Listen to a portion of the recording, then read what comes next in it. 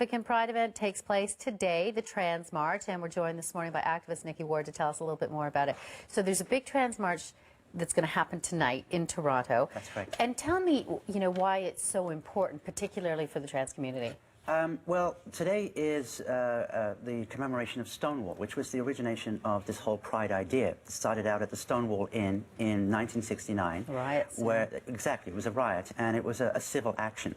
And so members of the trans community, of which I belong, have marched on Friday night to bring us back to our roots and also to make our case for equal rights in Canada. Well, and let's talk about that case, because with World Pride going on right now, and it's a fight for education and awareness and equality, the trans community is behind in terms of where other rights are for gays and lesbians right now. Regrettably, that's true. In Canada today, a lot of people are surprised that right now in the Senate there is a bill, C-279, which will, if it passes, grant equal rights to trans people. As it stands at the moment, there is no protection at the federal level for gender identity. So people like myself can be fired merely for being trans. Another example would be, regressively, and I pray it doesn't happen, but if I were to be put in prison, even though I am a woman and I have the paperwork to prove it, I would be placed into a man's prison today in Canada. And this has happened in the news before. We've had these cases every once in a while where somebody's been thrown into the wrong jail or treated poorly as a result. Well, there was a case very recently that you covered with Avery, who was stopped at the border and sent directly to a man's prison, which is obviously completely inappropriate and not consistent with Canadian values. So right now there is a bill in the Senate, okay, C-279, which is just sitting there. It's ready to be passed into law, but because there's not enough political will behind it, it's just stuck. And frankly, it's shocking.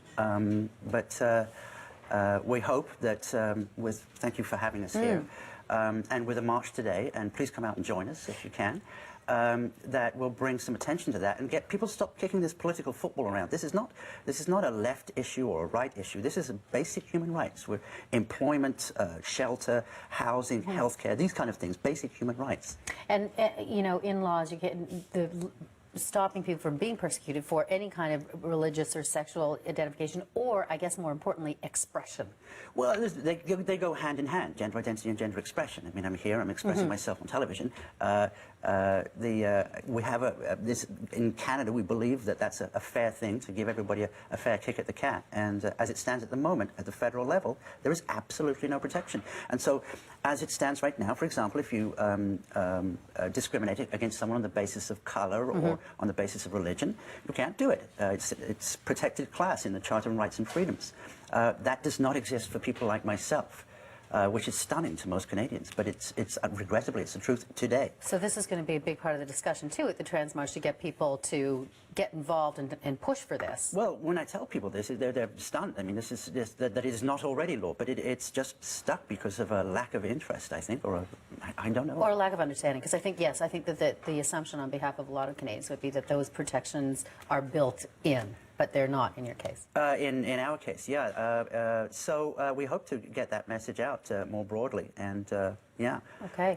Nicki Ward, I know you've got a big day and a long day ahead, because it doesn't start until 8 o'clock tonight downtown, but thank you so much for coming in. And do try and find us. We're a community-based march, so we're a little hard to find, but we're at George Hislop Park in Toronto, and you can watch us online if you're not in Toronto today. You can watch and take part online. Thank you so much. Thank you very much for having us.